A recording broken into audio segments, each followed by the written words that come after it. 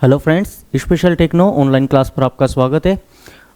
आपको एनसीएल की क्लास के अंतर्गत एनसीएल 2020 का क्वेश्चन पेपर सोल्व करवाया गया था, जो कि दिनेश सर द्वारा सोल्व करवाया गया था। दिनेश सर द्वारा उसमें से टेक्निकल पोर्शन के अंतर्गत जो क्वेश्चन आए थे वो सोल्व करवा दिए गए थे, और नॉन टेक पोर्शन के अंतर्गत जितने भी क्वेश्चन थे आज वो मेरी क्लास में आप लोगों द्वारा को सोल्व करवाए जाएंगे। अभी तक एनसीएल की जो एग्ज़ाम 2020 में हुई थी उसमें पार्ट ए में 70 क्वेश्चन और पार्ट बी जिसमें नॉन टेक्निकल पोर्शन था वहाँ पर 30 क्वेश्चन आने थे।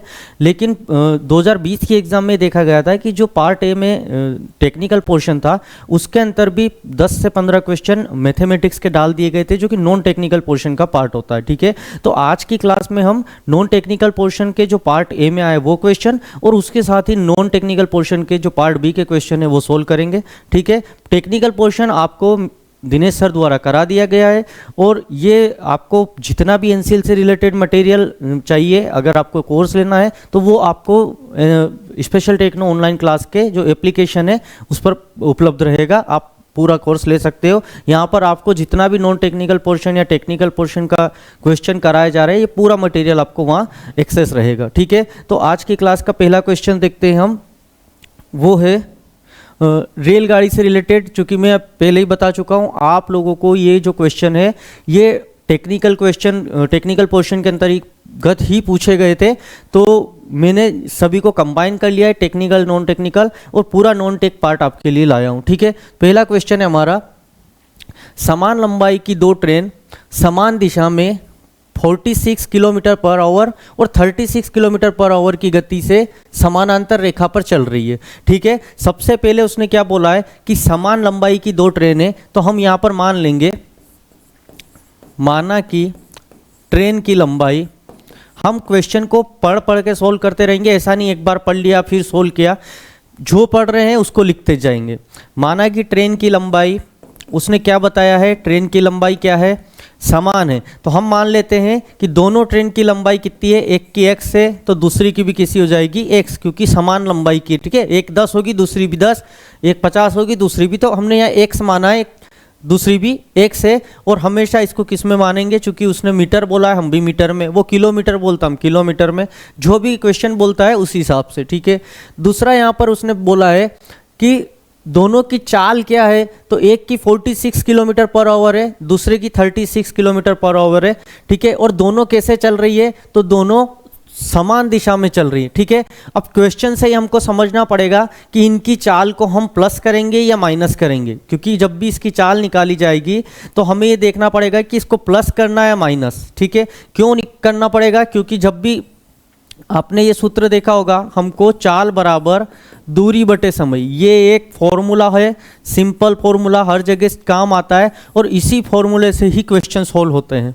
ठीक है, तो चाल हो वो औसत निकालनी हो या कंपेयर करके निकालना हो, डिस्टेंस उनकी लंबाई दी गई है, प्लेटफॉर्म की लंबाई दी है, जो भी दिया, समय जितना समय वो दिया गया होगा। यहाँ पर हमें चाल दी है, पहले ट्रेन की चाल कितनी है, तो फर्स्ट ट्रेन की जो चाल है वो 46 किलोमीटर पर आवर है, ये लिख लिया हमने। सेकंड की जो चाल है, सेकंड की वो कितनी दी है, वो दी है 36 किलोमीटर पर आवर है, तो 36 किलोमीटर पर आवर हम यहाँ पे उसको नोट कर लेते हैं। नेक्स्ट लिखा है यहाँ पर कि तेज ट्रेन धीमी ट्रेन को 36 सेकंड में पार कर जाती है। जो तेज वाली ट्रेन है वो धीमी ट्रेन, तेज वाली मतलब यहाँ पर फर्स्ट ट्रेन, ये दूसरी ट्रेन को जो धीमी है उसको कितने समय में पार कर जाती है, तो टी या टाइम कितना दिया है यहाँ पर 36 सेकंड। ठीक है, देखिए ये सेकंड में दिया है, ये किलोमीटर पर आवर में है, तो इसको भी हमको सेकंड में कन्वर्ट करना पड़ेगा। ठीक है, तो सबसे पहले हम क्या करेंगे, फॉर्मूला लगाएंगे, चाल बराबर दूरी बटे समय का, तो चाल क्या है, एक है 46, एक है 36।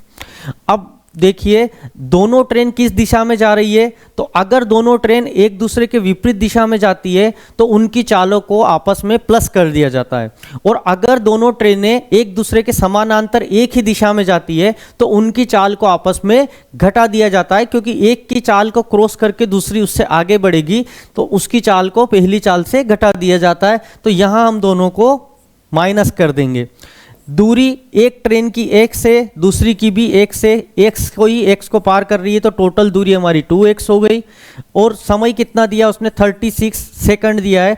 इसको हमको सेकंड में चेंज करना है। अगर इसे हमें सेकंड में चेंज करना है तो हमें क्या करना पड़ेगा, हमें यहाँ पर 5/18 से भाग करना पड़ेगा। ये याद रखना, किलोमीटर पर आवर को अगर मीटर प्रति सेकंड में चेंज करना है तो 5/18 से भाग देना पड़ेगा, और अगर हमको मीटर प्रति सेकंड को किलोमीटर पर आवर में चेंज करना है तो उसको 18/5 से डिवाइड करना पड़ेगा।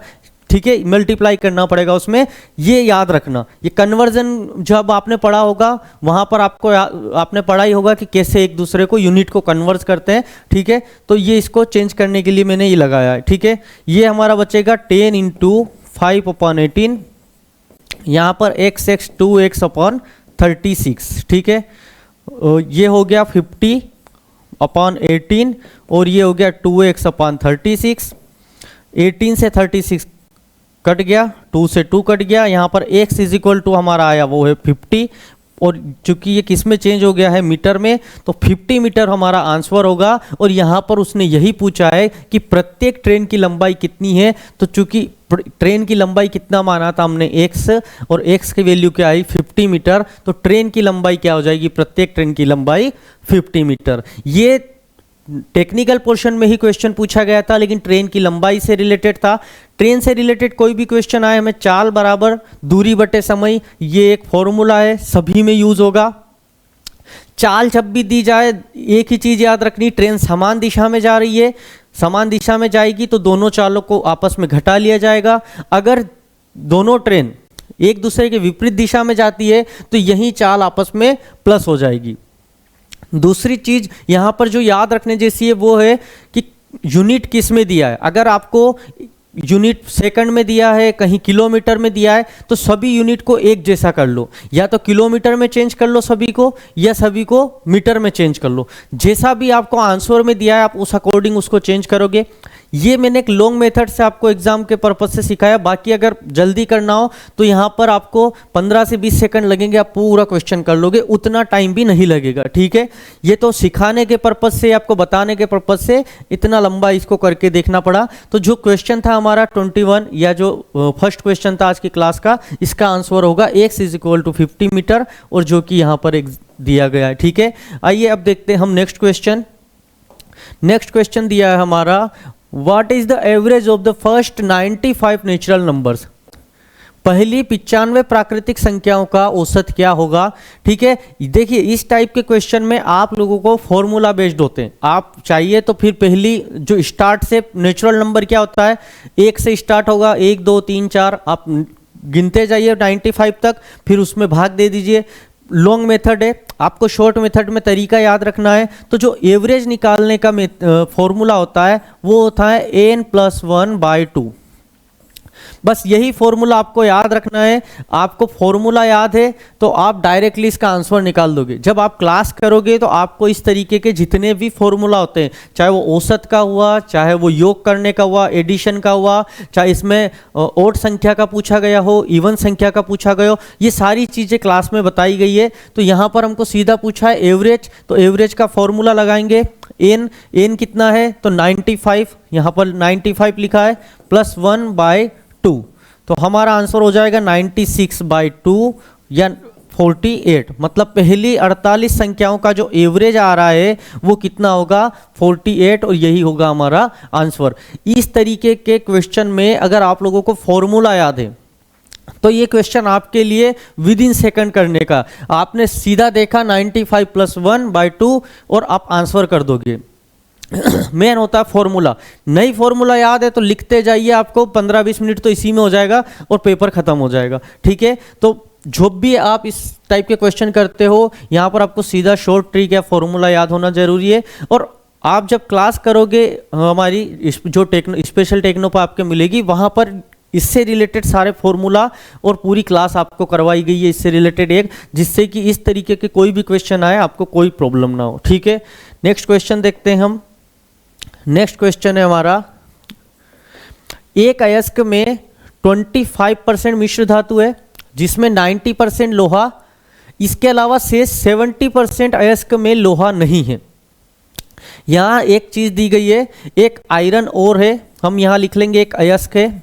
इस अयस्क के दो पार्ट है, एक 25% वाला है, एक 75% वाला है।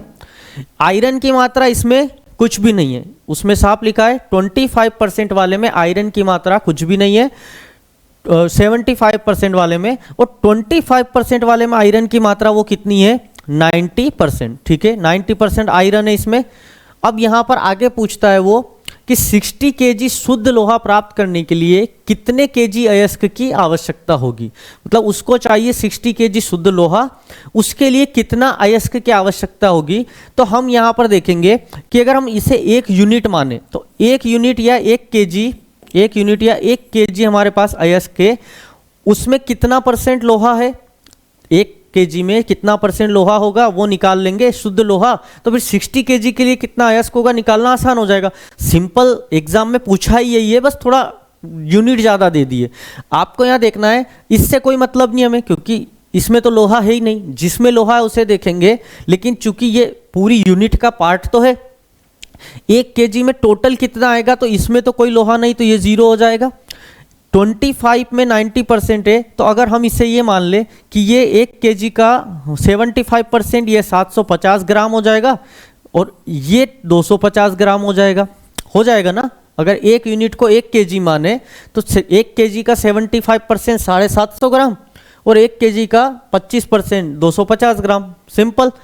अब यहाँ पर देखेंगे, इस 750 ग्राम में हमें पता है कोई भी लोहा की मात्रा नहीं है, लेकिन 250 ग्राम में लोहे की मात्रा है, कितनी है, 90%। तो 250 का 90% जब निकालेंगे, 250 का 90%, तो ये हो जाएगा 225 ग्राम। चूंकि ये ग्राम है तो इसको यहाँ पर ग्राम लिख देंगे। 225 ग्राम मतलब टोटल 1 केजी अयस्क में कितना लोहा है, तो 225 केजी में 1 केजी में 225 ग्राम लोहा निकलता है। तो अब हमें यह पता करना है कि 60 ग्राम लोहा निकालने के लिए कितने अयस्क की आवश्यकता होगी। तो हम जानते हैं कि 1 केजी में कितना है, 225 ग्राम, और हमको जरूरत है 60 केजी। 60 केजी मतलब 60,000 ग्राम की, तो 60,000 ग्राम लोहा प्राप्त कर देंगे। 1 केजी में 225 है, तो टोटल कितने केजी निकालना है हमको, कितनी जरूरत होगी, तो 225 का 60,000 में भाग दे देंगे, ये लगभग आएगा 266.6 केजी, और यही हमारा आंसर होगा। ठीक है, क्वेश्चन बहुत बड़ा है, पढ़ते पढ़ते दिमाग इधर उधर भी हो जाएगा। आपको सिंपल याद रखना है, 25% में ही हमारा लोहा था, हमने ये कर दिया। 1 यूनिट को हमने 1 केजी के बराबर मान लिया। क्यों केजी माना, उसका रीजन है आंसर केजी में था, तो हमने केजी में लिया। 1 केजी में हमको ये पता करना था कि लोहा निकलता कितना है। जब हम ये पता कर लेंगे कि 1 केजी में इतना लोहा है, तो हम बाय डिफॉल्ट निकाल लेंगे कि कितने केजी में 60 केजी निकल जाएगा। ठीक है, तो 60 केजी में निकालेंगे तो ये हमारा आंसर होगा कि 60 केजी शुद्ध लोहा निकालने के लिए 266.6 केजी आयरन ओर की जरूरत है। ठीक है, तो क्वेश्चन बड़ा था, निकालने का तरीका सिंपल है। आप लोग इसको डायरेक्टली निकाल सकते थे, मैंने आपको एक समझा के दिखाया है कि ऐसे निकालना है, इसमें कुछ नहीं।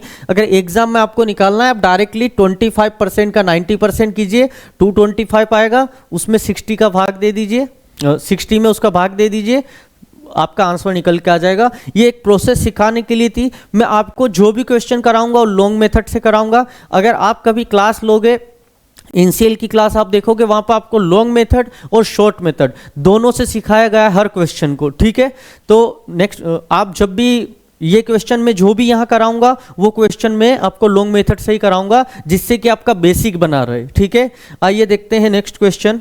नेक्स्ट क्वेश्चन क्या है हमारा, ठीक है, वो है 1 तौलिया जब प्रक्षालित किया जाता है तो उसकी लंबाई का 20% और चौड़ाई का 10% सही हो गया। क्षेत्रफल में कमी का प्रतिशत बताइए। देखिए, इस टाइप के क्वेश्चन करने का एक सिंपल फॉर्मूला होता है। जब भी इस तरीके का है, आप a + b + ab / 100 ये करके भी आप इसको सॉल्व कर सकते हैं। ठीक है, और लॉन्ग मेथड से भी कर सकते हैं। लॉन्ग मेथड अगर आप देखिए बेसिक से करें, मैं इसको दोनों तरीके से आपको बता देता हूं कैसे करना है। अगर बेसिक से करें तो उसने बोला है कि प्रक्षालित किया जाता है तो उसकी लंबाई और चौड़ाई का क्षय हो रहा है। मतलब अगर मान लो पहले उसकी लंबाई 10 मीटर थी और चौड़ाई भी 10 मीटर थी, तो टोटल क्षेत्रफल कितना था 100। ठीक है, मान के कर रहे हैं कि 10 थी, चौड़ाई भी 10 थी, तो टोटल कितना हो गया 100। अब बोला है कि लंबाई 20% कम होती है, तो 10 का 20% कम होगा तो कितना हो जाएगा 8। 10 का 20% मतलब 8, बचा कितना 8, और 10 का 10% कम हो जाएगा तो बचा कितना 9। मतलब अब कितना क्षेत्रफल हो गया तो 72। पहले कितना था 100, तो कितनी कमी आई तो 28%। कितनी आ जाएगी 28%। ये हो गया आपका लॉन्ग मेथड से करने का। अगर शॉर्ट मेथड करना है बिना किसी मान के डायरेक्टली आंसर लाना है, तो यहां पर बोला 20% और 30% का क्षय हो रहा है। फॉर्मूला मेरे को क्षय मतलब कमी हो रही, तो ए का मान भी माइनस में रहेगा, बी का भी माइनस में रहेगा, और इन दोनों से माइनस का 20 और माइनस का 10/100। फॉर्मूला में वैल्यू रखिए, माइनस इसलिए रखा है क्योंकि क्षय हो रहा है। अगर यहां पर लाभ होता तो मैं क्या कर देता, इसको प्लस में ही रखता। बस सिंपल फॉर्मूला में वैल्यू पुट करनी है। माइनस का 30 प्लस ये हो जाएगा 200/2 मतलब प्लस का 2, और आंसर आ जाएगा मेरा माइनस का 28। माइनस का 28 मुझे ये दर्शा रहा है, माइनस चिन्ह ये दर्शा रहा है कि यहां पर कमी हुई है, और यही मेरा आंसर हो जाएगा।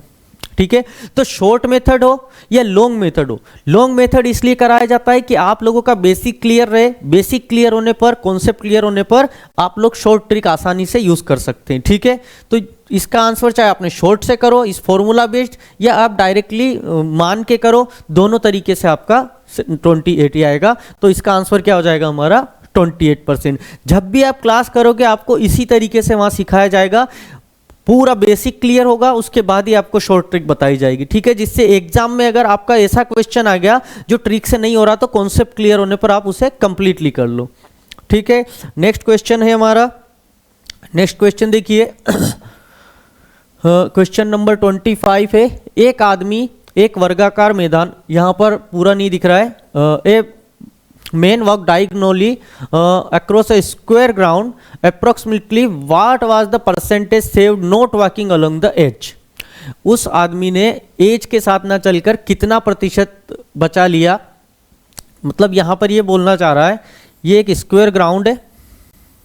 पहले क्वेश्चन समझिए, एक स्क्वायर ग्राउंड है, उस आदमी को यहां से यहां जाना था, वो ऐसे नहीं गया और डायगोनली ऐसे चला गया, तो उसने डायरेक्टली कितना % सेव कर लिया ऐसे चल के।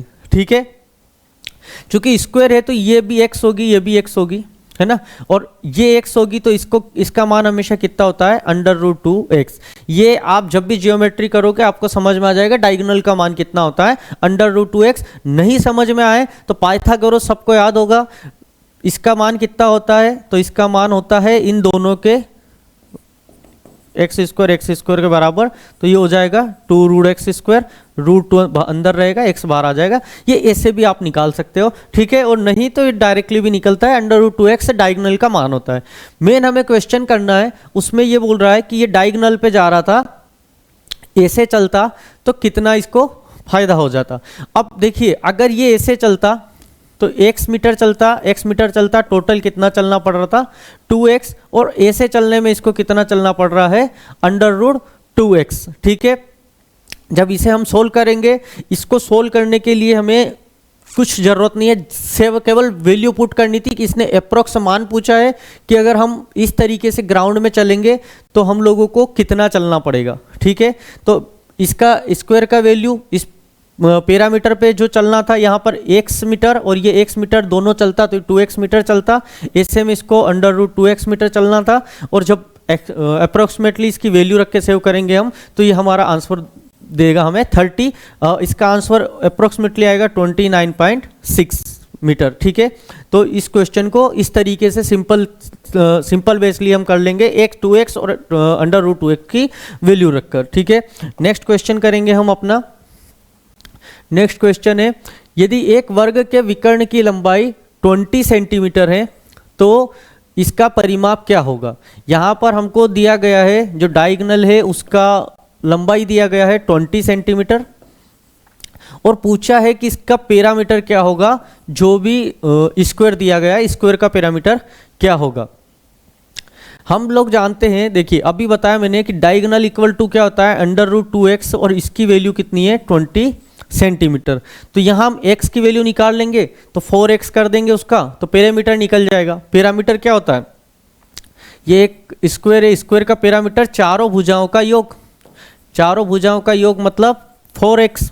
हमें पैरामीटर निकालने के लिए किसकी वैल्यू की जरूरत है, x की। वो कहाँ से निकालेंगे, हम डायगोनल की वैल्यू से डायरेक्ट निकाल लेंगे। x इज इक्वल टू हो जाएगा 20/√2। अगर इसका मैं परिमेयीकरण कर दूं तो इसका क्या हो जाएगा 20√2/2।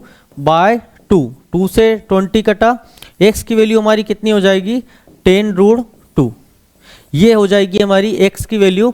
और हमें क्या चाहिए पैरामीटर। पैरामीटर का अभी बताया मैंने क्या होता है, किसी भी स्क्वायर या किसी भी जो भी आपको आकृति दी गई उसका पैरामीटर उसकी जितनी भी भुजाएं दी गई है उनका योग होता है। तो जो वर्गाकार मैदान है उसका परिमाप क्या हो जाएगा 4x और 4 इंटू एक्स की वैल्यू 10√2। √2 की वैल्यू कितनी होती है, √2 की वैल्यू कितनी होती है 1.414। जब इसको मल्टीप्लाई करेंगे तो ये आ जाएगा 56 इंटू 56 मीटर और यही हो जाएगा हमारा, ये सेंटीमीटर था तो सेंटीमीटर में स्क्वायर का परिमाप। अब देखिए इन क्वेश्चन में सोल्व करने जैसा कुछ नहीं है, मेन क्या है उस क्वेश्चन को समझना। आपको डायगोनल का फॉर्मूला पता है, डायगोनल पता है कि डायगोनल का फॉर्मूला क्या होता है। ये वैल्यू जैसे आपको पता होगी आप डायरेक्टली x की वैल्यू निकाल लोगे और यही आपको परिमाप पूछा गया है।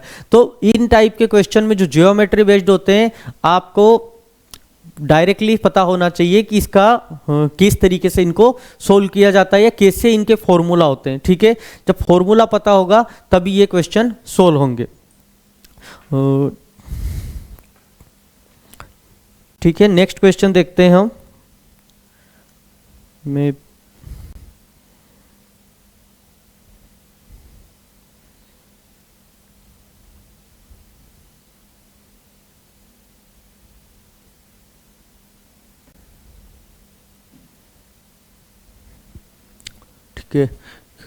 शायद किसी ने बोला इस क्वेश्चन को सोल्व कराने की। अगर इस क्वेश्चन को सोल्व करना है तो कितना सेव किया गया है वही आपको निकालना है। मैंने वही आपको बोला था, आपको क्वेश्चन के अंतर्गत मेरे द्वारा बोला गया था कि ये डायरेक्टली चलता तो ये आती और ये जब वो डायरेक्टली चला गया तो ये आई है। तो यहाँ पर हमको बस इसमें से इसको माइनस ही करना है।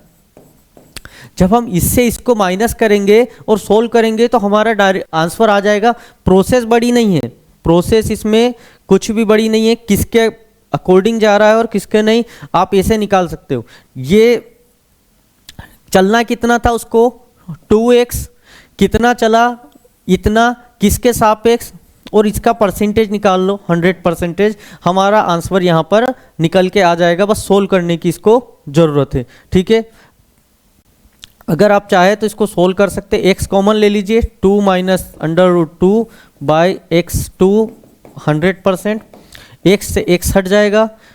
2 माइनस √2 की वैल्यू 1.414/2 इंटू 100%।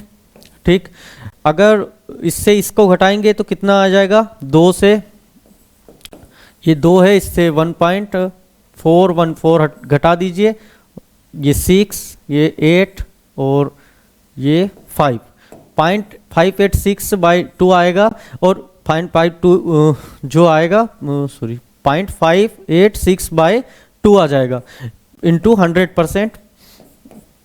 0.586 को भाग दीजिए, कितना आ जाएगा 0.293 इंटू 100%। जब इसका वैल्यू आएगा तो ये आएगा 29.3%। और यही मैं आप लोगों को बताया कि उसने अप्रॉक्स पूछा है तो कितना आएगा 30%। आप लोग अगर कमेंट में ये करोगे कि ये सवाल टोटल करो, मेन था आपको ये दिखाना कि ये कैसे सॉल्व होता है। उसने जो पूछा बेसिक वो कैसे सॉल्व होता है, ये सॉल्यूशन आप भी कर सकते हैं। किसी भी चीज को उसने परसेंटेज की विकृति पूछी थी, कितनी कमी आई तो जिसके सापेक्ष कमी आई उससे घटा के उसका डिवाइड कर दो, आंसर निकल जाएगा। सोल्व करने में ज़्यादा प्रॉब्लम नहीं है, मेन है क्वेश्चन बनाने में। क्वेश्चन बनाने के लिए ये मेन आना चाहिए कि वो डायगनली चला तो कितना चला, और अगर वो ऐसे चलता तो कितना चलता, इसके सापेक्ष घटाना था। ठीक है, तो जो भी कमेंट था 29.3% आएगा। अप्रोक्सीमेटली इसको चेक करना था, तो अप्रोक्सीमेटली कितना है, इसमें इसके आसपास का आंसर है 30%, इसलिए मैंने इसको 30 कराया था। ठीक है, तो अब कोई प्रॉब्लम नहीं होनी चाहिए। अब देखते हैं नेक्स्ट क्वेश्चन। नेक्स्ट क्वेश्चन है हमारा, यदि समकोण समद्विबाहु त्रिभुज की परिधि। सबसे पहले समकोण समद्विबाहु त्रिभुज देखिए, ऐसा त्रिभुज जो समकोण तो हो किंतु उसकी ये दोनों भुजाएं बराबर हो। ये अगर x है तो ये भी कितनी होनी चाहिए, x। समकोण समद्विबाहु मतलब एक कोण उसका 90 डिग्री है तो समकोण हो गया। समद्विबाहु इसलिए क्योंकि इसकी दोनों भुजाएं बराबर है, इसलिए इस त्रिभुज को क्या कहा जाएगा, समकोण समद्विबाहु त्रिभुज। उसने यही पूछा है, एक समकोण समद्विबाहु त्रिभुज की परिधि, पैरामीटर कितना है, वो है 4√2 + 4 सेंटीमीटर। तो उसके हाइपोटेनस या कर्ण की लंबाई बताइए, हाइपोटेनस h की लंबाई क्या होगी ये हमें बताना है। ठीक है, क्वेश्चन समझ में आया ना, क्या बोला उसने, समकोण समद्विबाहु त्रिभुज। समकोण समद्विबाहु त्रिभुज वो होता है जिसका एक कोण समकोण हो और दो भुजाएं उसकी बराबर हो। समद्विबाहु का मतलब क्या होता है, दो भुजाएं बराबर, ये दो बराबर है। समकोण का मतलब होता है एक एंगल राइट एंगल हो, ये हमारा एक राइट एंगल हो गया। तो इसका हाइपोटेनस क्या होगा वो हमसे पूछा गया है, और यहां पर उसने हमें पैरामीटर दिया है। ठीक है, तो किसी भी ट्रायंगल का पैरामीटर क्या होता है, ट्रायंगल का पैरामीटर क्या होता है, उसकी तीनों भुजाओं का योग, x + h। दोनों भुजाएं बराबर है, मतलब ये x है तो ये भी x होगी और ये h होगी, तो पैरामीटर कितना हो जाएगा, 2x + 4 हो जाएगा ये। लेकिन यहां पर इसकी वैल्यू कितनी दी है, 4√2 + 4 = 2x + h, यही हमको दिया है। इसके अलावा अगर हम देखें h की वैल्यू अगर हमें निकालनी है तो हम कैसे निकालेंगे, h का स्क्वायर, यहां पर पाइथागोरस लगाएंगे, पाइथागोरस प्रमेय से डायरेक्ट h की वैल्यू निकाल सकते हैं। तो कैसे निकालेंगे, h² = x² + x², तो h 2x², और अगर h = आएगा तो कितना आएगा, √2x। ये मैंने पाइथागोरस प्रमेय से h की वैल्यू निकाली है। पाइथागोरस प्रमेय आप लोगों को याद होगा, क्यों निकाली h की वैल्यू, क्योंकि मुझे इसको सोल्व करने के लिए h की वैल्यू चाहिए। ठीक है, ये जो इक्वेशन थी अगर इसे सोल्व करना होगा तो h की वैल्यू यहाँ पर बहुत जरूरी है। ठीक है, बस h की वैल्यू रखेंगे, हमारा क्वेश्चन हो जाएगा। ये क्या है, 4√2 + 4 = 2x। h की वैल्यू क्या है मेरे पास, √2x। यही तो मुझे सोल्व करना है। क्वेश्चन सोल्व करने के लिए जो मेन चीज होती है वो होती है उसका बेसिक समझना। सीधा पहले उसने बोला कि एक समकोण समद्विबाहु है, मैंने समकोण समद्विबाहु बना दिया। उसने बोला पैरामीटर इतना है, तो पैरामीटर होता क्या है वो तो याद होना चाहिए ना, तीनों भुजाओं का योग, तीनों भुजाओं का योग किया, p पैरामीटर की वैल्यू रख दी। लेकिन अब मुझे ये मेरा आंसर आना था, वहां पर h फंस गया। h कैसे निकालूंगा, तो मुझे पता है कि ये समकोण समद्विबाहु त्रिभुज है, और समकोण त्रिभुज में कर्ण की वैल्यू निकालने के लिए हाइपोटेनस के लिए पाइथागोरस प्रमेय का यूज करूंगा। पाइथागोरस लगाया, h की वैल्यू आ गई √2x, इसे यहाँ पुट करेंगे, आंसर आ जाएगा। क्वेश्चन सोल्व करने के लिए स्टेप बाय स्टेप उसके बेसिक्स पता होना चाहिए, हम कर लेंगे सीधा। अब इसको सोल्व करने के लिए ज़्यादा प्रॉब्लम नहीं आएगी। 4 वैल्यू आएगा, यहाँ से कॉमन आया √2 1, यहाँ से अगर मैं x कॉमन लूँ तो यहाँ पर 2 √2 आएगा, इसका इसमें भाग दे देते हैं, तो 4 √2 + 1, यहाँ से x, हाँ ठीक है, और ये 2 + √2 ये आ गया, और x की वैल्यू निकाल दी। ठीक है, x की वैल्यू निकालेंगे, यहाँ से 4 है, √2 + 1/2 कॉमन लेंगे तो तो ये अंदर यहाँ पर बच जाएगा 1 प्लस 2 कॉमन नहीं लेते हैं, डायरेक्टली इसका परिमयीकरण कर देते हैं। डायरेक्ट परिमयीकरण कर देंगे, x की वैल्यू निकाल लेंगे। ठीक है, तो परिमयीकरण ही करते हैं, वैल्यू नहीं पुट करते हैं सीधा। 2 प्लस √2, तो 2 माइनस √2 और 2 माइनस √2, बस इसको वैल्यू पुट करो। जो x की वैल्यू यहाँ पर निकल के आएगी, इसको सोल्व करने पे जो x की वैल्यू निकल के आएगी वो रहेगी, h की वैल्यू √2 है, इसकी वैल्यू रहेगी 2√2। ठीक है, x की वैल्यू जो हमारी निकल के आएगी वो आएगी 2√2, और हाइपोटेनस का मान पूछा है तो x की वैल्यू यहाँ रख देंगे √2 इंटू 2√2, तो जो हमारा आंसर होगा वो होगा 4 सेंटीमीटर, और वो कहाँ रहा, ये रहा। ठीक है, तो इस क्वेश्चन में मेन पूछा गया था हमें हाइपोटेनस, तो हाइपोटेनस की वैल्यू कितनी आई, 4 सेंटीमीटर। लेकिन हाइपोटेनस बनाने से पहले जो क्वेश्चन में मेन चीज सोल्व करनी थी वो थी इस क्वेश्चन को बनाना, कैसे इसको सेटअप किया जाए। तो समकोण समद्विबाहु त्रिभुज एच हमने इसको बनाया, उसमें वैल्यू इक्वेशन बनाई, पाइथागोरस प्रमेय से h की वैल्यू रखी और उसको सोल्व किया, तो हमारा जो आंसर बनेगा वो कितना होगा, 4 सेंटीमीटर। ये निकालने के लिए आपको इसको सोल्व करना है, गुणा भाग करना, और आसानी से सोल्व हो जाएगा। 2√2 इसका आंसर बचेगा। सिंपल चीज़ है, ज़्यादा लंबा मैं कराऊंगा तो बार बार इसको करना पड़ेगा।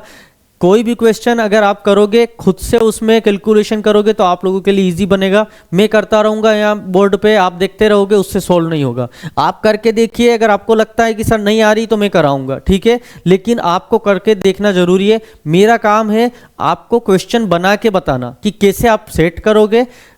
कैलकुलेशन करना आप लोगों के लिए इजी है, जब तक आप नहीं करोगे, केवल बैठ के देखते रहोगे तो उससे क्वेश्चन सोल्व नहीं होगा।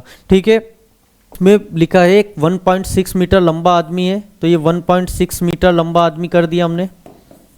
इसके बाद ये बोल रहा है पर्यवेक्षक है, इसकी टावर से दूरी ये है, तो ये पर्यवेक्षक एक टावर है, ये 20√3 की दूरी पे टावर है। टावर ऐसा होगा, टावर उस आदमी से छोटा नहीं होगा।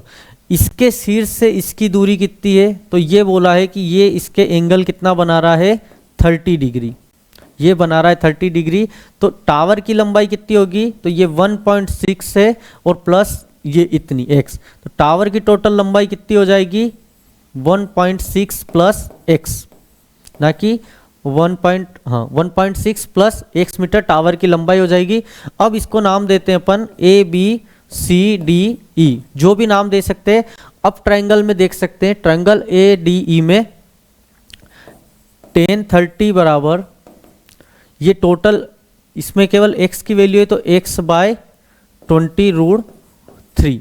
ठीक है, tan 30 की वैल्यू कितनी है, 1/√3, तो ये 1/√3 आ जाएगा।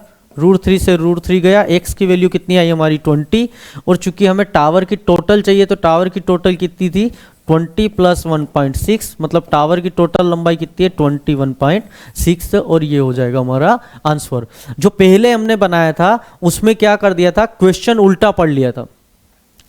टावर आदमी से ऊंचा है, ना कि आदमी से नीचा है, और उसने एंगल जो बनाया था वो उसकी हाइट से ऊपर जा रहा था, हमने हाइट से नीचे। तो जो भी क्वेश्चन हम बनाते हैं, दिक्कत कहाँ आती है, अगर हम इस क्वेश्चन को ही उल्टा पढ़ लें। मैंने क्वेश्चन ही उल्टा पढ़ लिया, मैं सीधा इसको नीचे बना दिया।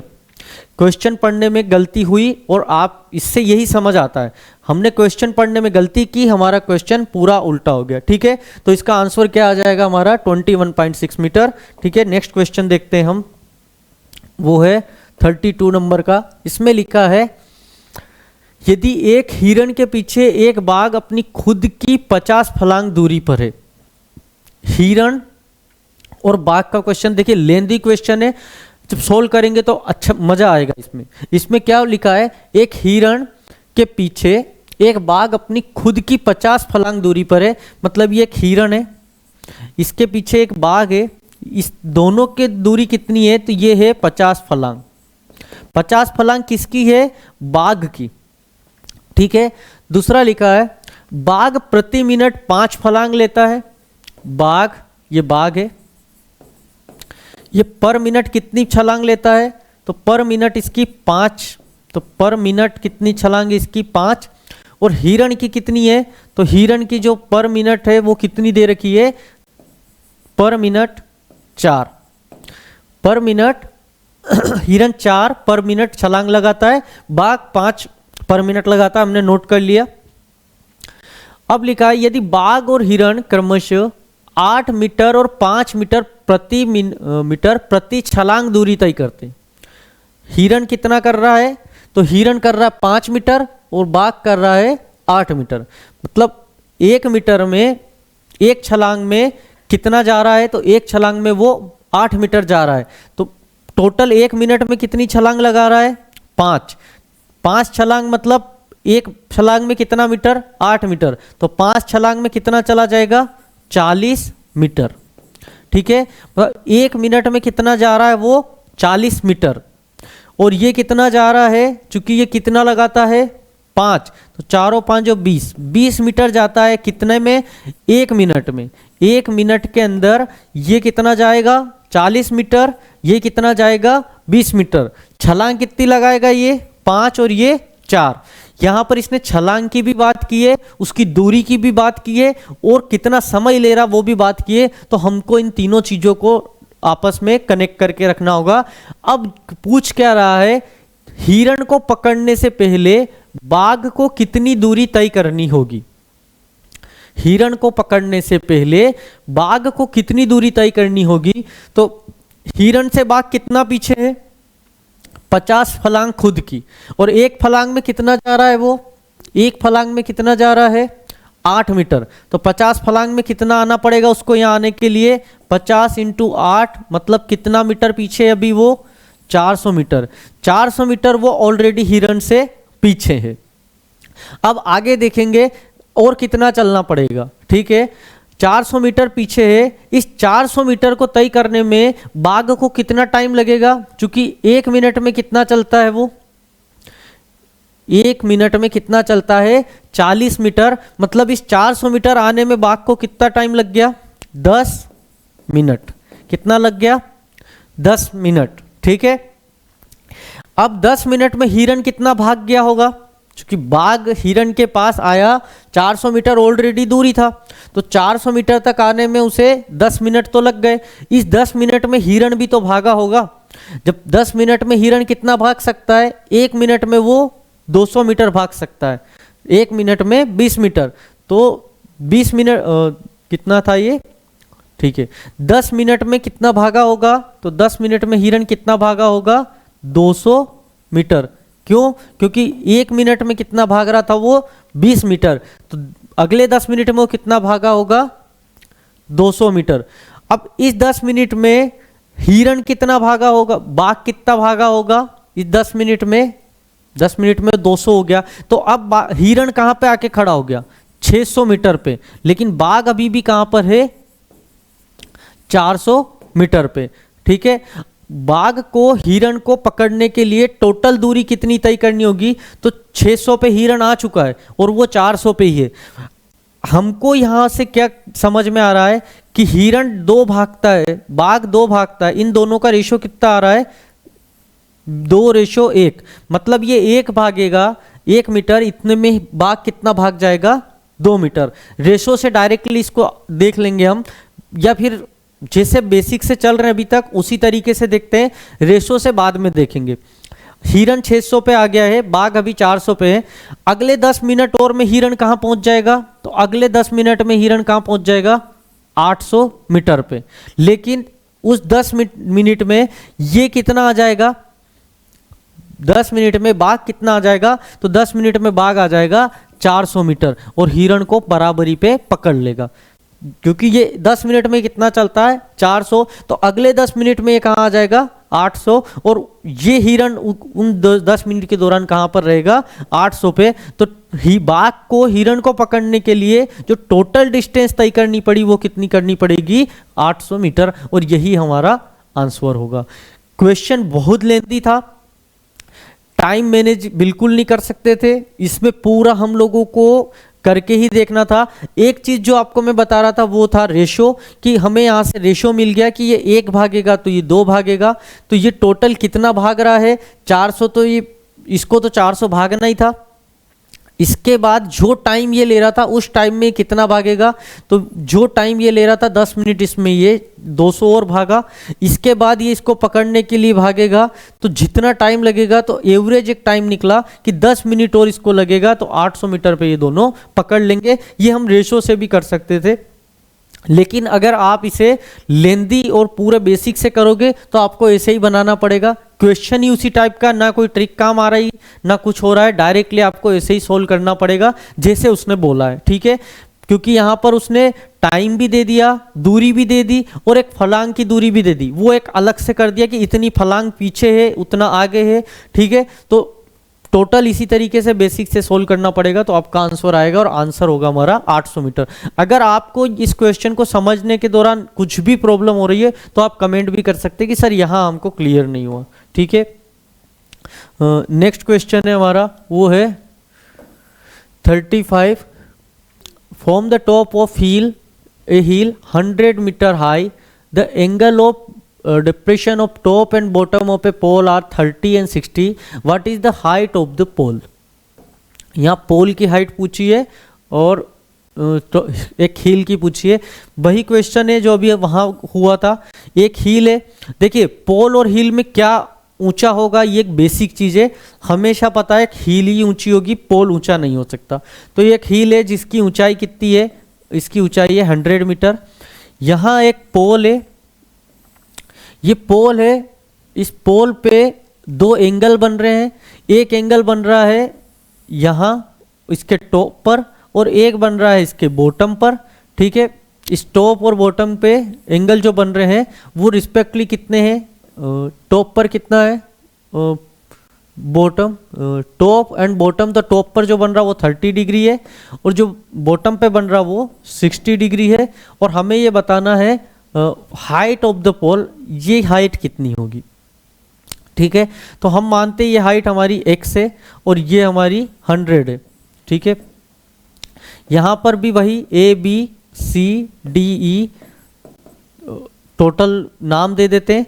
यहाँ पर चूंकि दो एंगल है तो दोनों ट्राइंगल का यूज करना पड़ेगा। पहला हम लेते हैं ABD, ट्राइंगल ABD। ABD में अगर हम देखें तो 1030 इज इक्वल टू कितना हो जाएगा, ट्राइंगल, ठीक है वो वाला लेते हैं, हाँ। यहाँ पर इसकी दूरी कितनी हो जाएगी, तो ये x है, ये 100 है, तो ये कितनी हो जाएगी 100 माइनस एक्स, ठीक। 100 माइनस एक्स बाय, ये दूरी हम इसको क्या नाम दें, इसको a नाम दे देते हैं, a से भी हो जाएगा, a नाम दे दो, ठीक है। ये a है तो वो भी a हो जाएगा, a कर दो। ये कितना आ जाएगा 100 बाई 1/3, 100 माइनस एक्स बटे ए, तो a बराबर जो आएगा वो क्या आ जाएगा 100 माइनस x√3, ठीक है। ये पहली इक्वेशन से सोल्व किया हमने। दूसरी इक्वेशन देखते हैं, कौन सा ट्राइंगल है दूसरा है, इसको ले लो ACE में, ट्राइंगल ACE। तो ACE में क्या हो जाएगा, AC कितना है 1060 है, 1060 डिग्री। AC कितना है हमारा, AC है हमारा 100 और CE कितना है A 1030 की वैल्यू होती है √3, 100 बाई A, तो A की वैल्यू क्या आ जाएगी 100√3। बस इन दोनों को आपस में सोल्व करना है, निकल जाएगा, A से A इक्वल हो गया, तो क्या हो जाएगा 100 by √3 is equal to 100 minus x √3, ठीक है। तो 100 इज इक्वल टू √3 से √3 कितना हो जाएगा 1/3, तो 100 माइनस एक्स बाय बराबर 3, मल्टीप्लाई कर लो। 100 is equal to 300 minus 3x, ये उधर गया तो 100 में से 300 गया तो माइनस 200 और माइनस 3x, माइनस से माइनस गया, x इज इक्वल टू 200/3 और 200/3 को अगर काटेंगे तो उसकी वैल्यू आएगी 66.667, ठीक है। और यही हो जाएगा हमारा आंसर। 200/3 को जब आप आपस में भाग दोगे तो जो वैल्यू आएगी वो आएगी 6.67 और यही किसकी ऊंचाई हो जाएगी, इस x की वैल्यू या पाइप की ऊंचाई। क्वेश्चन में था कुछ नहीं, मेन था ये चित्र बनाना, यही सब कुछ होता है। पिछले जो क्वेश्चन था उसमें मेरे द्वारा चित्र ही गलत बना दिया गया था, तो पूरा क्वेश्चन ही उलट हो गया था। ठीक है, तो आप ये कर सकते हैं। तो ये क्वेश्चन था, इसमें मेन क्या था, ये डायग्राम क्रिएट करना। डायग्राम क्रिएट करने के बाद आप लोग आसानी से बना सकते हो। जब आप लोग टेक्नो पे, जो स्पेशल टेक्नोस के एप्लीकेशन पे ट्रिग्नोमेट्री की क्लास करोगे, तो वहाँ आपको टेन 30 साइन 30 ये पूरी टेबल में आप लोगों को बना के बताऊंगा कि कैसे इनकी वैल्यू होती है। तो आप लोगों को अगर याद भी नहीं है तो आप एग्जाम में डायरेक्टली वहीं लिख के निकाल सकते हैं। तो ये पूरा एप्लीकेशन पे उपलब्ध है, आप वहां देख सकते हैं। यहाँ पर मैं आप लोगों को अलग से निकाल के नहीं बताऊंगा, क्योंकि ये केवल क्वेश्चन पेपर हम सोल्व कर रहे हैं। आपको वैल्यू पुट करनी आनी चाहिए। दूसरा है हमारा, वो है अगला क्वेश्चन, टेन स्क्वायर अल्फा या टेन स्क्वायर, ठीक है अल्फा ही लिख रखा है, टेन स्क्वायर ए मान लो इसको। यहाँ पर लिखा है टेन स्क्वायर में ए लिख रहा हूं is equal to 1 minus e square. तो हमें क्या करना है, सेक ए प्लस 10 की पावर 3 ए डॉट कोसेक ए, इसकी वैल्यू हमें पता करनी कि इसकी वैल्यू क्या होगी। देखिए ये ट्रिग्नोमेट्री के लेंदी सवाल है, ये डायरेक्टली एग्जाम में पूछा है तो टाइम कंज्यूमिंग है। आप बोलोगे शॉर्ट ट्रिक बताओ, शॉर्ट ट्रिक नहीं होती है, ऐसे में सोल्व करना पड़ेगा। तो बेसिक से सोल्व करते हैं हम। इस क्वेश्चन में सेक ए को मैं कॉमन ले लेता हूँ, सोल्व कर रहे हैं हम, इससे सोल्व कर रहे हैं, ठीक है। और पुट ये रखना, हमें ये दे रखा है। सेक ए को कॉमन लूंगा तो यहाँ बच जाएगा 1 प्लस 10 की पावर 3 ए कॉमन, या फिर मैं भाग दे देता हूं तो सेक, तो यहां पर क्या बच जाएगा, कोसेक ए बाय सेक ए। देखिए इस तरीके के क्वेश्चन को समझने के लिए आपका नॉलेज भी आगे होना चाहिए। ये क्वेश्चन तभी कर पाते हैं हम जब हमें क्वेश्चन को सोचने की क्षमता हो कि हम कैसे, मैं इसको क्यों कर रहा हूं, क्योंकि मेरे पास 10 की वैल्यू है और पूरे क्वेश्चन को मुझे 10 में चेंज करना है। पूरे क्वेश्चन को 10 में चेंज करूंगा तो मैं सेक से भाग दूंगा, और कैसे 10 बनाता हूं वो आप देखना। सेक ए 1 प्लस 10 की पावर 3 ए, कोसेक को क्या लिख सकते हैं, कोसेक को लिख सकते हैं 1 साइन, और 1 सेक को क्या लिख सकते हैं, कोस। मैं पहले भी बोला मैं इसको क्यों लिख रहा हूं, क्योंकि मुझे इसे क्या बनाना है 10 में। कैसे बनाते हैं वो आप लोग देखना। सेक ए इज इक्वल टू 1 प्लस 10 की पावर 3 ए डॉट कोस बटे साइन क्या होता है, तो कोस बटे साइन होता है कोट, और कोट को क्या लिख सकते हैं 1/10, 1/10 लिख सकते हैं। तो एक 10 से एक 10 का खत्म हो जाएगा, तो यहाँ सेक ए इज इक्वल टू क्या बच जाएगा, 10 की पावर 3 ए, एक 10 कट जाएगा, कितना बचेगा 10 की पावर 2 ए। बस यही मुझे बनाना था, यहां मुझे टोटल 10 बनाना था, इसलिए मैंने सेक का भाग दिया। और आप लोगों को ट्रिग्नोमेट्री में पता होगा sec square A is equal to होता है 1 प्लस 10 स्क्वायर ए, ये होता है ना।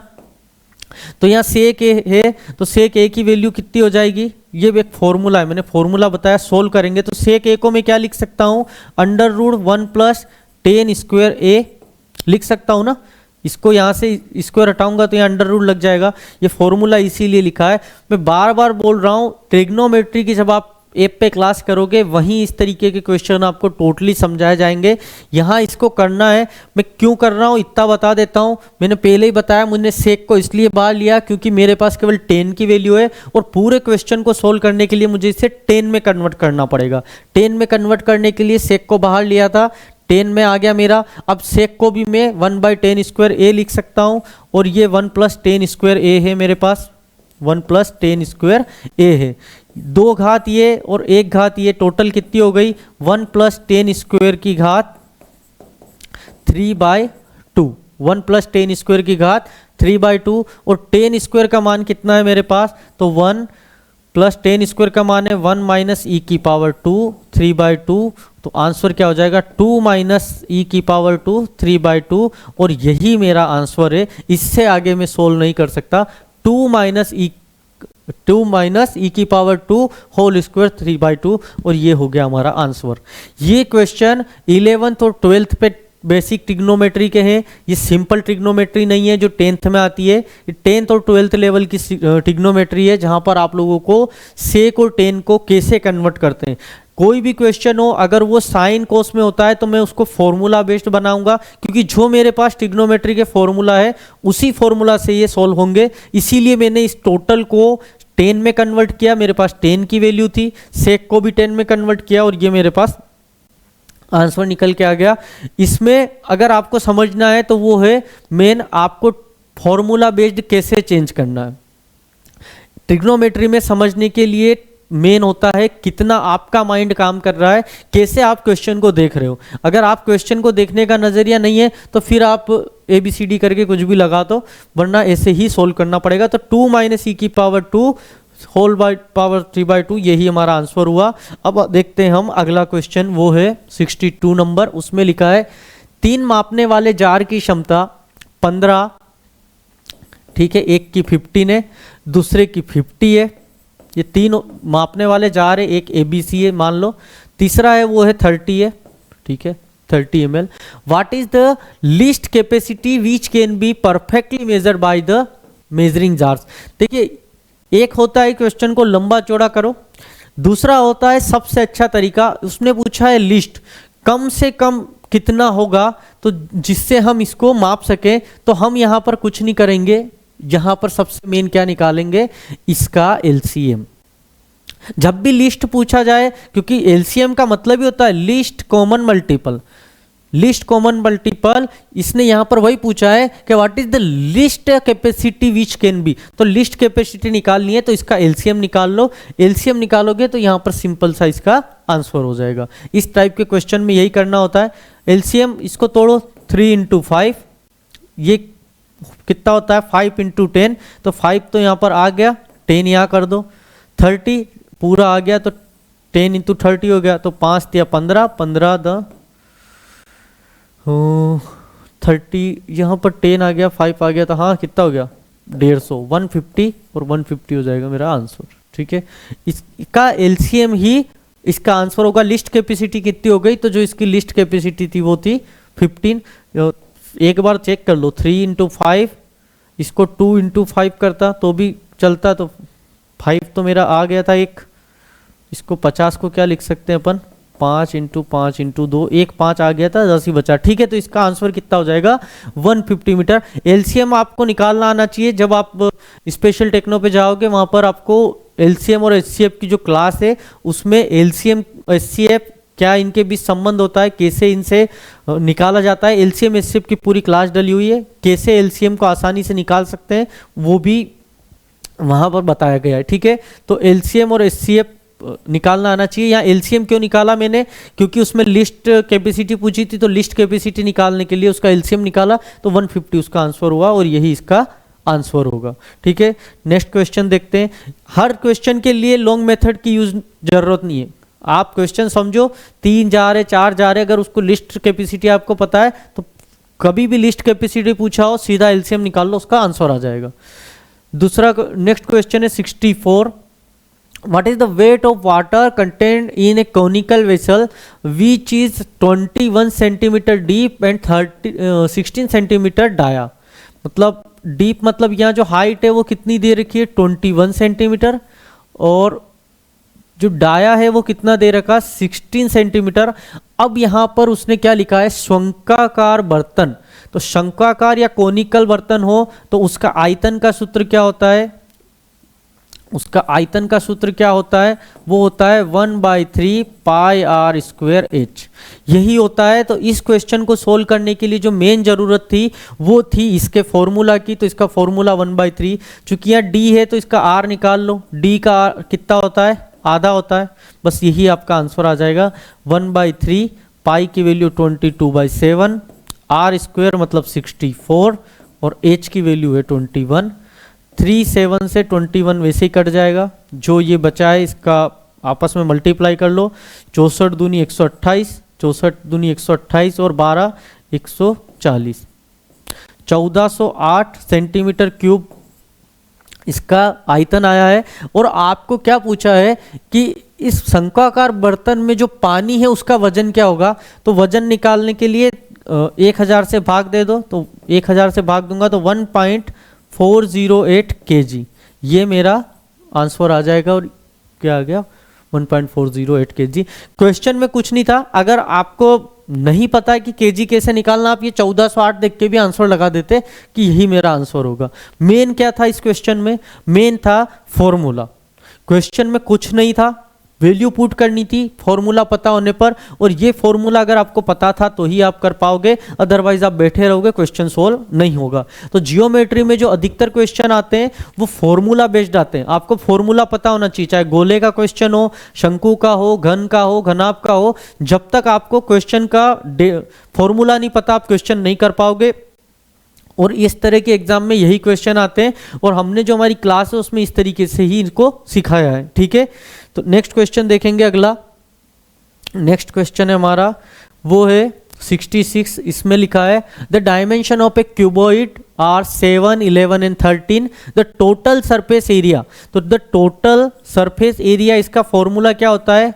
2LB BH और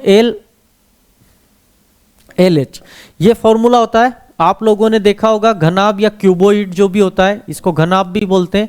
घनाभ का टोटल सरफेस एरिया का फॉर्मूला होता है, आप वैल्यू पुट कीजिए, आपका आंसर आ जाएगा। तो आप देख रहे होगे जो एनसीएल में जो एग्जाम में क्वेश्चन पूछे गए ज्योमेट्री से रिलेटेड, वो क्वेश्चन में कुछ नहीं है, सिंपल है।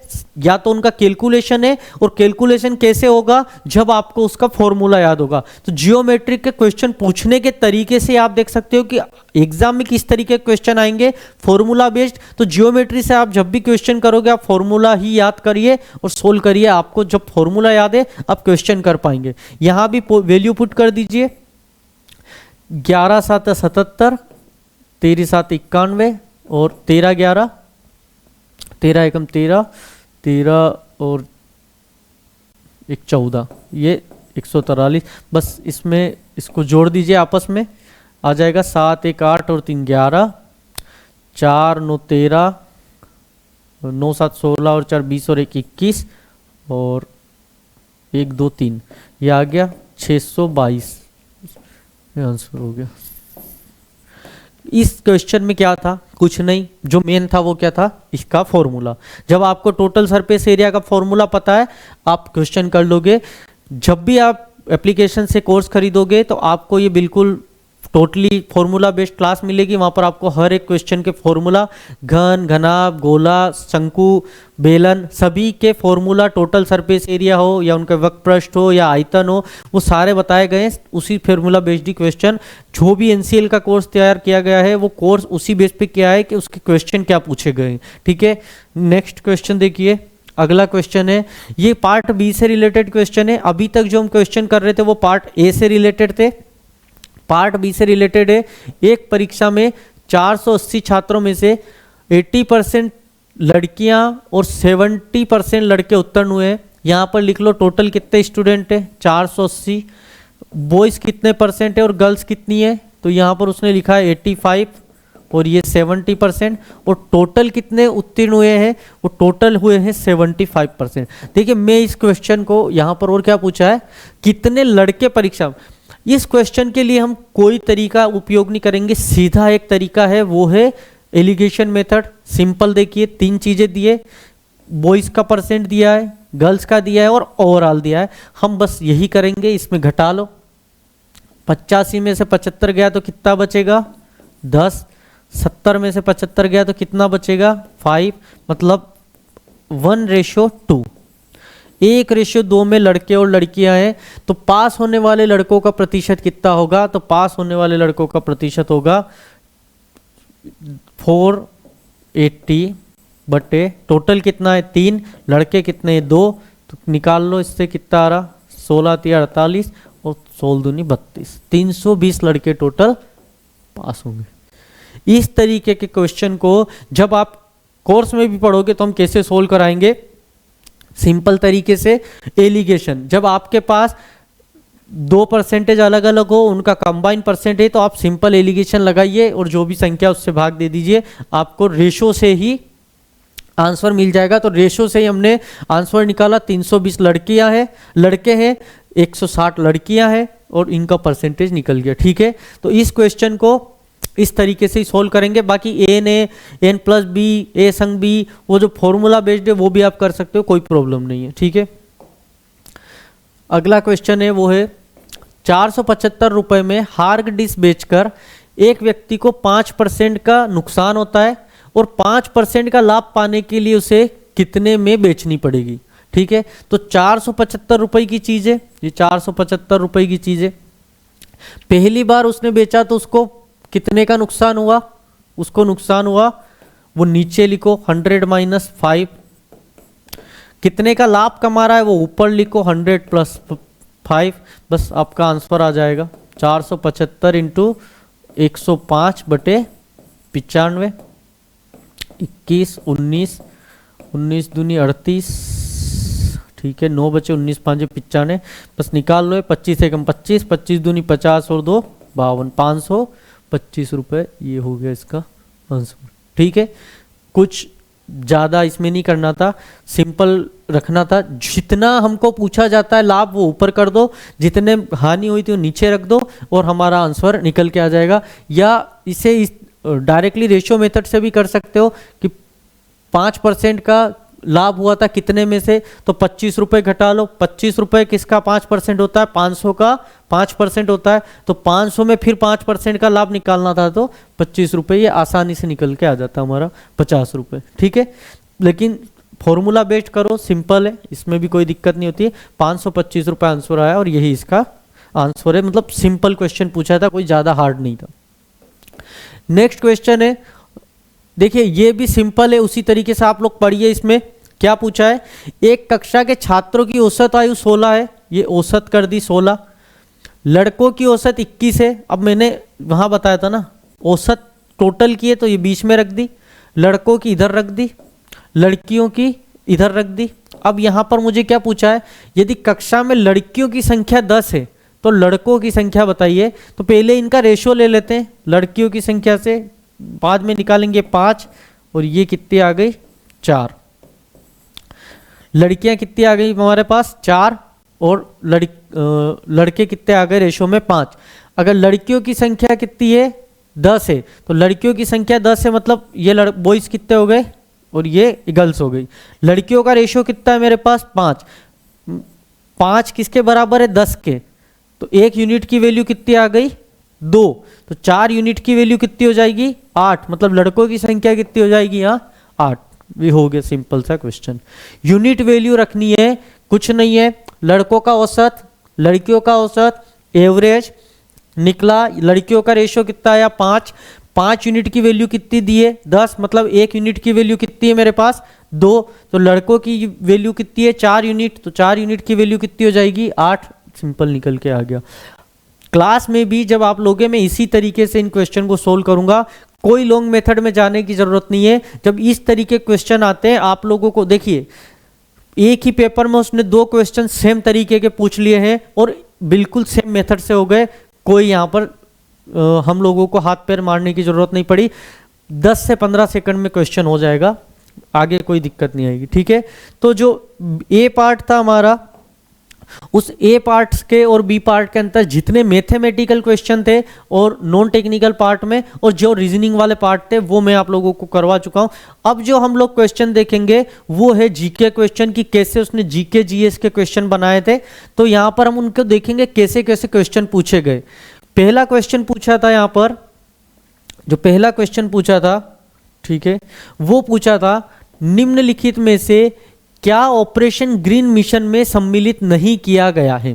ऑपरेशन ग्रीन मिशन का मतलब क्या है, ऑपरेशन ग्रीन में इसको हम टॉप से भी जानते हैं। ऑपरेशन ग्रीन मतलब टॉप, टॉप मतलब टोमेटो, ओनियन और पोटैटो। ये सरकार द्वारा इन खेती बढ़ाने के लिए, टमाटर प्याज और आलू की खेती को बढ़ावा देने के लिए ये मिशन चलाया गया था। तो ऑपरेशन ग्रीन मिशन इसी से रिलेटेड है। इसमें पूछा क्या नहीं है, तो ओनियन है, तो पोटैटो है, टोमेटो है, क्या शामिल नहीं है, तो अदरक शामिल नहीं है। ये हमसे यहाँ से पूछा था। ये कोई भी उस समय चला है वही स्कीम पूछी है, तो ये करंट से रिलेटेड क्वेश्चन था। मध्य प्रदेश का एक वन्य जीव अभ्यारण्य पूछा है तो खिवनी वन्य जीव अभ्यारण्य है। मतलब आपसे जियोग्राफी में राष्ट्रीय उद्यान, अभ्यारण्य या बायो रिजर्व स्पेयर से रिलेटेड भी क्वेश्चन वो पूछ सकता है। तो इसका आंसर क्या हो जाएगा यहाँ पर, खिवनी का। ठीक है, नेक्स्ट देखेंगे वो है कोवैक्सीन किसके द्वारा विकसित की गई थी। चूंकि ये क्वेश्चन 2020 में था और 2020 में आपको याद होगा कोरोना काल चल रहा था, तो जो भी क्वेश्चन यहाँ पर पूछे गए ये करंट का क्वेश्चन है। इसे हम किस में शामिल करेंगे, करंट अफेयर्स के क्वेश्चन में। तो उस समय जो कोवैक्सीन बनाई थी वो किसने बनाई थी, भारत बायोटेक नामक कंपनी ने बनाई थी। तो इसका आंसर क्या हो जाएगा, भारत बायोटेक। अगला क्वेश्चन देखिए, चूंकि महामारी चल रही थी, पेंडिक थी, तो पेंडिक के उन्होंने किससे रिलेटेड क्वेश्चन पूछा उन्होंने मिसलेनियस से, लेकिन किससे बेस पे, क्योंकि उस टाइम पे महामारी चल रही थी तो उन्होंने वर्ल्ड हेल्थ डे पूछा। और विश्व स्वास्थ्य दिवस कब मनाया जाता है, तो विश्व स्वास्थ्य दिवस 7 अप्रैल को मनाया जाता है, क्योंकि 7 अप्रैल 1948 को विश्व स्वास्थ्य संगठन की स्थापना हुई थी। तो उसके स्थापना दिवस को ही 7 अप्रैल के रूप में स्वास्थ्य दिवस मनाया जाता है। ठीक है, तो क्वेश्चन का बेसिस क्या है, क्वेश्चन का बेसिस है करंट टाइम पर क्या चल रहा था। ये सारे क्वेश्चन करंट से रिलेटेड है। नेक्स्ट है Punjab and Haryana high court declared which river is a living entity. तो उस समय पंजाब और हरियाणा गवर्नमेंट ने जो वहां की सुखना झील है, ये रिवर नहीं है, एक्चुअल में सुखना झील है, इस सुखना झील को एक जीवित इकाई घोषित किया था। तो उसका क्वेश्चन था। अगला क्वेश्चन है हमारा वो है ऑपरेशन नमस्ते किससे संबंधित है। तो 2020 में भारतीय सेना द्वारा जो कोविड से पीड़ित लोग हैं उनकी मदद या कोविड टाइम पे लोगों की मदद के लिए जो ऑपरेशन चलाया था उसका नाम था ऑपरेशन नमस्ते। अब है जीके से रिलेटेड क्वेश्चन है, which crop is sown the largest area in India. तो भारत में जो सबसे ज्यादा एरिया में फसल बोई जाती है वो कौन सी होती है, राइस। भारत में सबसे ज्यादा एरिया में कौन सी फसल बोई जाती है, चावल की। नेक्स्ट क्वेश्चन है नोबेल पुरस्कार किस विषय के लिए दिया जाता है। तो नोबेल पुरस्कार physics, chemistry, physiology, medical, literature, शांति, अर्थशास्त्र, यहां पर सभी के लिए दिया जाता है। नोबेल पुरस्कार से रिलेटेड एक मिसलेनियस क्वेश्चन था ये। तो जब भी आप तैयारी करिए तो आप पुराने पेपर में देखिए कि क्वेश्चन का टाइप क्या था। उस समय चलने वाली आपदा से रिलेटेड उन्होंने करंट दिया है। उसके बाद मिसलेनियस में पुरस्कार में जैसे नोबेल, तो हो सकता है नेक्स्ट टाइम पे ग्रेमी पुरस्कार आ जाए, साइंस से रिलेटेड आ जाए, भारत रत्न आ जाए, पद्म आ जाए, कोई भी पूछ सकते हैं। ठीक है, आपको तैयारी ही इसी बेस पे करनी है कि पूछा क्या जा रहा है। ठीक है, और आपको यही तैयारी कराई जाएगी। नेक्स्ट क्वेश्चन है वो है ये हिस्ट्री से रिलेटेड बुक का है। यहां पर बुक्स दिए, whose creation are Harshacharita and Kadambari. तो ये हर्षचरित और कादम्बरी जो बाणभट्ट है, ये राजा हर्ष के दरबार में थे, हर्षवर्धन के, उन्होंने ये रचित थी। हर्षचरित एंड कादम्बरी बाणभट्ट से रिलेटेड ये हिस्ट्री की बुक्स के रिलेटेड क्वेश्चन आया है। नेक्स्ट है when the India launch the targeted public distribution system. तो इसको टीपीडीएस भी बोलते हैं, लक्षित सार्वजनिक वितरण प्रणाली, और इसकी शुरुआत हुई थी 1997 में। ये 2020 में क्वेश्चन पूछा गया है। ठीक है, पाणिनि के बारे में पूछा गया है। तो पाणिनि कौन थे, एक संस्कृत के व्याकरणाचार्य थे, जो संस्कृत के व्याकरणाचार्य पाणिनि। ठीक है, इनके अष्टाध्यायी सभी ने देखी होगी। तो यहाँ एक प्राचीन ऋषि और उनकी बुक के बारे में बताया गया, बुक नहीं उनका वो किससे रिलेटेड थे उसके बारे में पूछा गया है। ये भी एक हिस्ट्री बेस्ड क्वेश्चन है। यूरोपियन यूनियन एक इंटरनेशनल ऑर्गेनाइजेशन से रिलेटेड क्वेश्चन आया है। यहाँ पर यूरोपियन यूनियन का कौन मेंबर नहीं है, तो ग्रीस, फिनलैंड, यूके होगा। नॉर्वे इसका मेंबर नहीं है, इसके बारे में पूछा है। साउथ की गंगा किसको कहा जाता है। देखिए ये क्वेश्चन गड़बड़ वाला है। दक्षिणी गंगा और दक्षिण भारत की गंगा। तो दक्षिण की गंगा कावेरी को बोलते हैं और दक्षिण भारत की गंगा गोदावरी को बोलते हैं। अलग अलग रीजन है। सबसे लंबी और पवित्र नदी मानते हैं इसलिए बोलते हैं, एक रीजन है कि वो गंदगी के हिसाब से, कि ज्यादा गंदगी फैली हुई है उस हिसाब से। तो ये डिस्ट्रिक्ट वाला क्वेश्चन है, इसमें दोनों आंसर हो सकते हैं। वो क्या मानता है, दक्षिण भारत की गंगा हिंदी में बोलेंगे, अगर मैं यहाँ बोलूँ दक्षिण की गंगा मैं कावेरी लगाऊंगा, और दक्षिण भारत की बोलूंगा तो मैं गोदावरी लगाऊंगा। ठीक है, डिस्ट्रीब्यूट क्वेश्चन है, हो सकता है गलत भी किया, मैंने ध्यान नहीं दिया इस पे।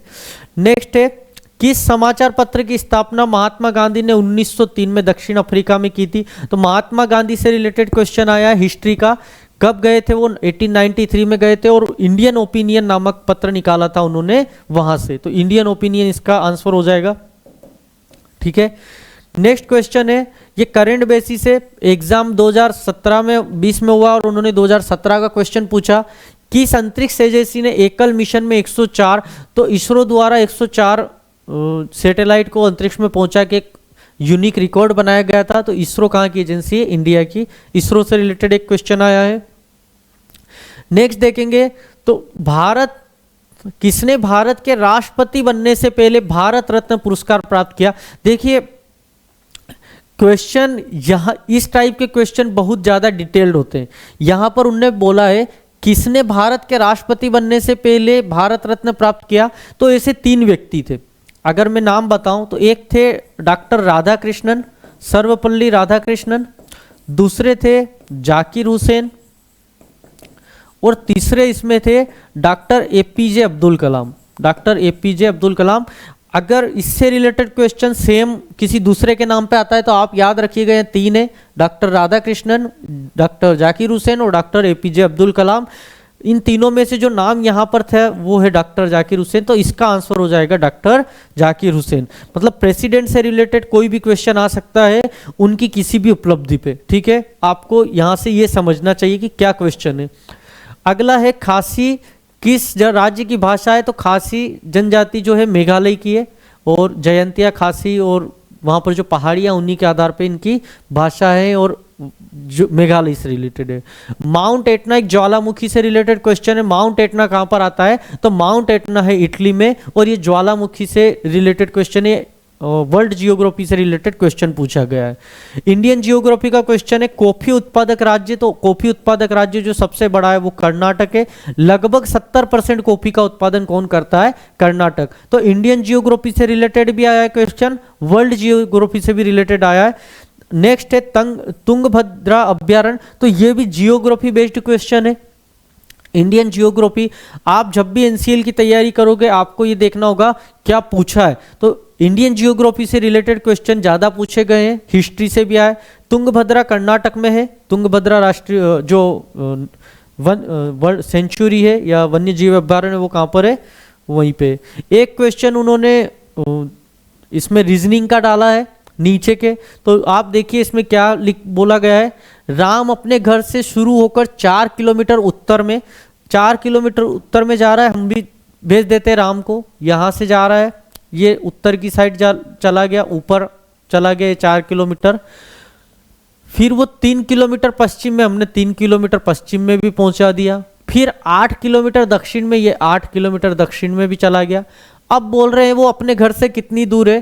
तो घर से 3 किलोमीटर, तो ये और 4 ये कितना हो गया? टोटल 7 किलोमीटर दूरी है। सिंपल एक रीजनिंग बेस्ड क्वेश्चन था, हर कोई कर सकता है जिसको हल्का सा उत्तर दक्षिण का नॉलेज है, आप कर सकते हो। मतलब रीजनिंग के क्वेश्चन में कोई भी ज्यादा डिफिकल्ट क्वेश्चन नहीं आया है।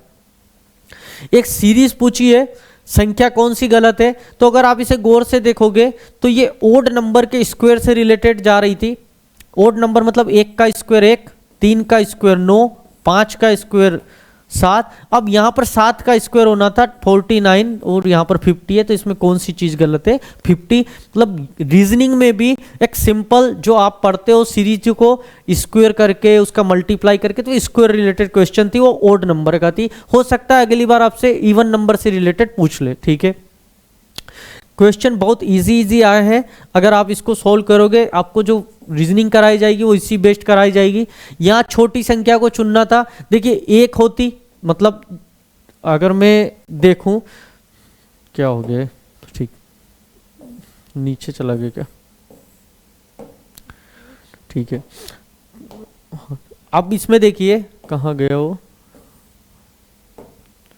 ठीक है, पता नहीं कुछ गड़बड़ हो रहा है। संख्या को देखना, कोई भी संख्या हो अगर एक होती है तो एक से नीचे जितनी भी संख्या होगी वो छोटी होगी, तो यहाँ पर 7 और 2 तो ऑटोमेटिक हट गई। दशमलव में जो 0.33 दिख रहा है यही सबसे छोटी संख्या हो जाएगी, तो इसका आंसर क्या होगा 0.03।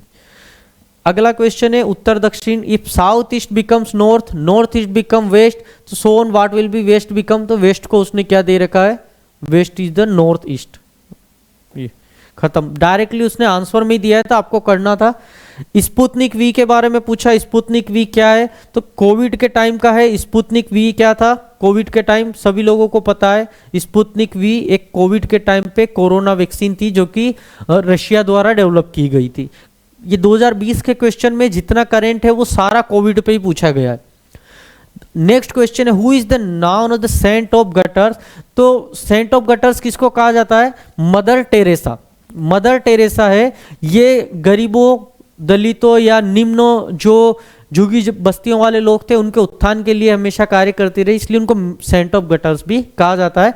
तो पार्ट बी से रिलेटेड पूरे 30 क्वेश्चन और पार्ट ए से रिलेटेड जितने भी मैथमेटिकल क्वेश्चन थे ये मेरी क्लास में आप लोगों को द्वारा कराया गया है।